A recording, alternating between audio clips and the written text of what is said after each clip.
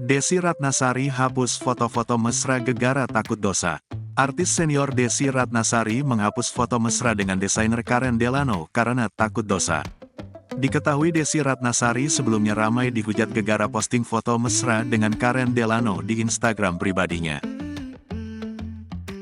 Di sana tampak Desy Ratnasari mengunggah foto mesra dipeluk Karen Delano.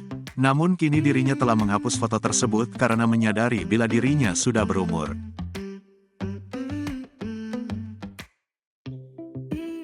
Dia tidak ingin menambah dosa dengan postingannya yang memicu orang lain berburuk sangka.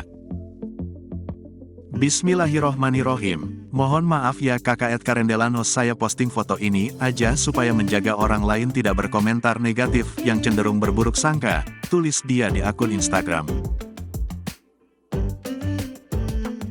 Saya jadi penyebab orang lain berbuat dosa dengan komentar dan sangkaannya tersebut.